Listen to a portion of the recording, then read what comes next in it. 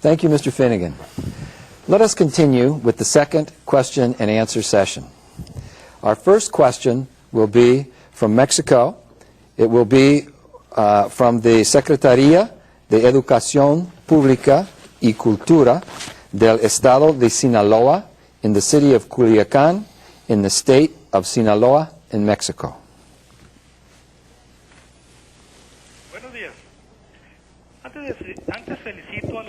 Before, I would like to, first of all, congratulate the speaker and for such a high-quality presentation. And just in closing this millennium, all companies try to be providers of quality services, and in education this is particularly critical. And if we know in what kind of business we are, we can also define our value chain in terms of education. So my question is, how would you define a context or infrastructure that are oriented toward offering quality educational services to our society? Thank you. Okay, thank you for the question. But before I go after that, in the last question segment, we ran out of time before I had the opportunity to address the question, which was the effect of the Internet on pricing. Prices in a free market are driven by supply-demand. So clearly there must be a reasonable demand from consumers, and there must be competition to drive prices down. But the fact of the matter that much of the infrastructure associated with the Internet, particularly digital data, is reusable, and those costs will continue to come down. And I suspect over time one can say that prices on the Internet will become less than they are in stores. Many companies, Gateway is a good example, are experimenting both with still using the Internet as their primary means of selling, but using stores as a means of displaying and demonstrating their products, so that they do have both of those infrastructures to maintain. And everybody will find their own way, and again, I think economies of scope and economies of scale will tend to bring those prices down. Now, to come to value chain discussion relative to education, as an old teacher, I know that there is in the education community some resistance to some of this thought process, but still, I think that if educators could learn to, one, focus on what they are about, what their objectives are, what their vision for their objectives are, what their clients or students or parents expect, and they look at their delivery systems, they may find that there are ways that they can unbundle things as a means of reducing some of their overhead and increasing the quality of what they do. But they have got to be open to recognizing that what they have is a value chain that can in fact be flow-charted and can in fact be evaluated. Thank you. Our next question is from Mexico. It is from El Centro Universitario de Tijuana in the city of Tijuana in the state of Baja California in Mexico. Good morning. Undoubtedly, all the online activities will be in the future the most common interaction medium.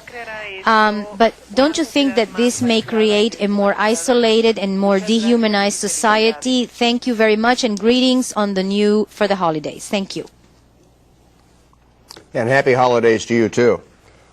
There is a danger of that for some people. I think it is important for society to keep in mind what Naisbitt calls high touch.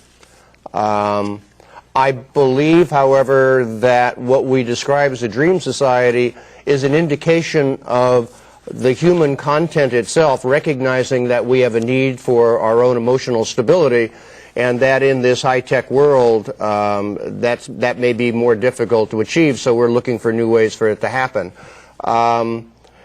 I think that is a good challenge both for educators as well as the psychiatrists of our society to take a look and understand what the effects of all of this are going to be upon us. I think it is a concern. It is a concern that I have, and I don't have an easy answer for you. Our next question is again from our good friends in Spain, from la Universidad de Alicante in San Vicente, Alicante, España.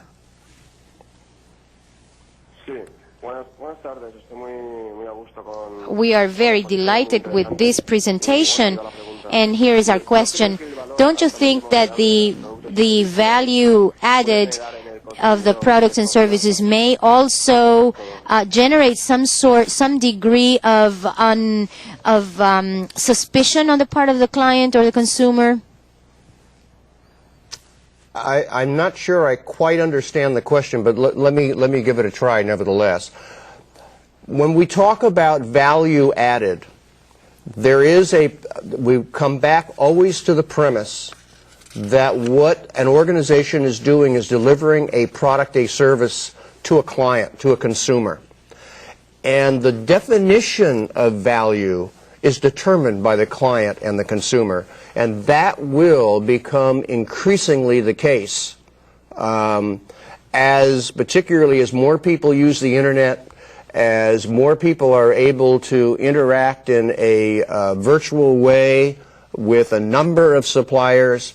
We will become much more expressive about what our expectations are and what we consider value.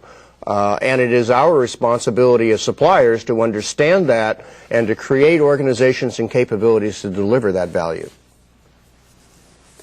Our next question is from Mexico. It is from la Universidad Autónoma del Estado de México in the city of Toluca in the state of Mexico in Mexico.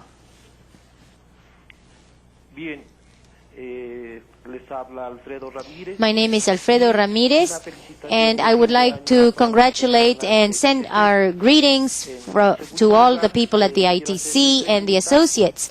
I would like to ask the following question. What are the elements that all research should include, especially research done by private enterprises and or universities with regard to automizing services? That's a very good question, and I don't want to oversimplify it, but let me try to give you a very simple answer nevertheless. Basically, I think organizations need to research in two areas.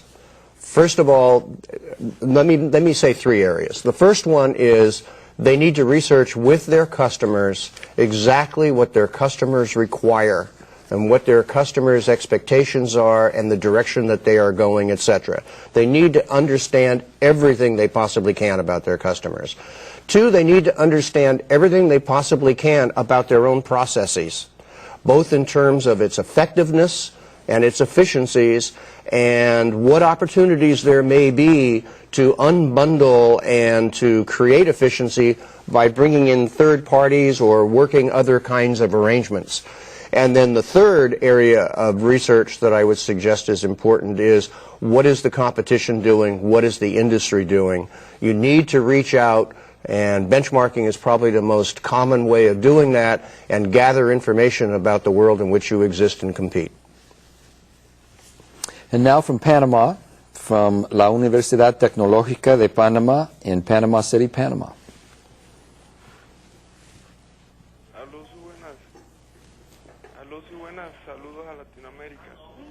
Latin America and the United States and Europe.